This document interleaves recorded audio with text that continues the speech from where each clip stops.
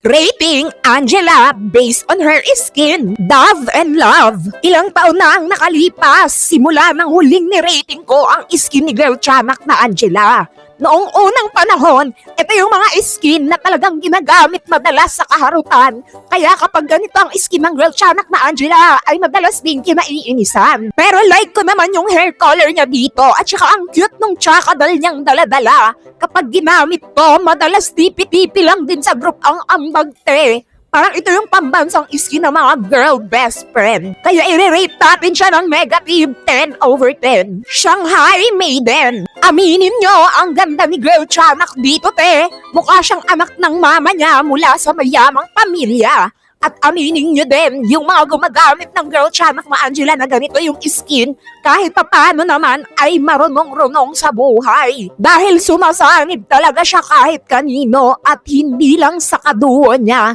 Kaya i-rate natin to ng 8/10. Venom Skin! O mas kilala natin bilang Jollibee Skinning pero bubuyog na expired ang atake niya. Mula noon hanggang ngayon, madalas pa rin na gumagamit nito. Parang si Jollibee na mismo ang mahihiya kasi halos palitan na siya. Panay tipi-tipi yan sa enemy pero tanso naman pala sa huli. Pero ang cute niya sana dito, te. Yung fit check niya pati yung mini chakadal niya. Lason na lason talaga ang atake. At nakaka-bad trip na dagdag pa sa mga gumagamit ito lately. Yung mga pala invasion natin, natuto nang mag-invader sa buhay. Kaya i-rate natin ang skinning na to ng negative 1/10. Scream Doll. Ito ang isa sa pinaka-paborito kong skinning ni Girl Tiyamak nung unang panahon pa.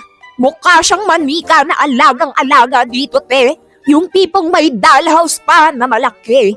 At may pati party pa na nagaganap lagi. 360-degree din talaga ang ikot ng mata ng mga Girl Tiyamak na Angela na gumagamit ito at talagang hindi ka mangangamba na bigla ka na lang mabubura sa mapa dahil kahit mage ka pa, ay talagang sasaniban ka niya. Kaya i-rate natin to ng 1,000/10. Summer Vibes! Aminin nyo, talaga din namang usong-usong skin na to noong pandemic. Naalala nyo pa ba yung trend na nauso dati na sasampalin nila yung bump o yung palm tapos di sila gagalaw kasi kunwari lag sila tapos titignan nila tutulungan ba sila nung kaduwa nila o hindi. Ito yung skin na yun, te, na ginagamit nila doon. Tapos madalas yung sanib din ng mga ito naka-reserve lang sa isang tao kahit 5 naman talaga sila sa grupo. Puro tipi, puro pa-cute lang sa game ang ginagawa, te. Pero cute naman talaga yung Girl Tiyamak na to, te. Lalo yung hair color niya, tsaka yung outfit. Hello, very summer na summer talaga ang atake. At pati yung skill effectivity. Alam ko ito yung skill niya na ulti kapag sumanib siya, nagiging kwak-kwak yung kakampi. Actually, maganda rin ang skin na to, te. Nagiging mapanghilang kasi ginagamit sa kung ano-anong trend, eh. Kaya i-rate natin siya, te, ng 5/10. Floral Elf. Talaga namang nung inilabas to, te, ay nagkagulo ang madlang Angela user. Lahat tayo pinangarap ang skin na to dahil sobrang ganda talaga niya. Lakas maka-fairy na Barbie, tapos mayaman ang dating niya. Tsaka, te, pansin ko lang, mahaba yung range ng per skill niya dito. Ang hindi ko lang bet is yung sound effect niya kapag nag-i-skilling siya. Para namang manok na dumudura. Rah! Rah! Ganun, di ba? At hindi nakaka-Barbie yun. Pero dahil overall maganda yung outfitting niya, mukha siyang fairy, mukha siyang mawawalang sister ni Thumbelina, ni Twinkle Bell, sino man yun, i-rate pa rin natin siya ng 10,000/10 o isa 10 million. Heartstring. Isa din to sa favorite kong skin niya dati nung bagong labas pa siya. Pero till now, medyo favorite ko pa din naman, te. Magaan yung skinning na to, magaan yung skilling niya and so everything.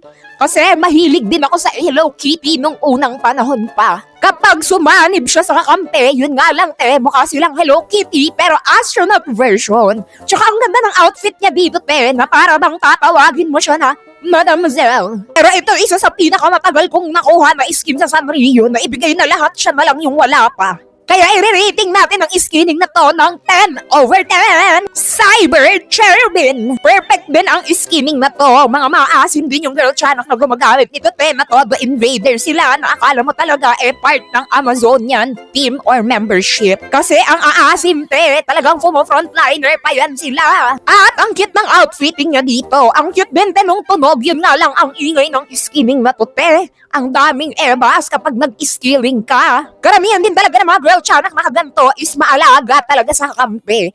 Yung hairstyling, check na check! Kaya i-rate natin ng 10/10. Avatar of Time. Gandang-ganda talaga ako sa skin niya na to. Simula nung nilabas to parang di ko na naalala yung collectoring niya. Kasi magaan yung skin na to, tapos ganda pa naman ang color. Mostly rin ang mga Angelo na nakakasabay ko na gumagamit ng skinning na to Chill-chill lang sila, tapos naaalagaan ng mabuti ang kakampi. Mukha siyang fairy na naman dito pero sinabuyan ng cotton candy at glitters. Kaya i-rate natin to ng 10/10. Strings of Fate. Wala na kabog na talaga yung collector skin niya na para bang nakalimutan nyo na may collector siya.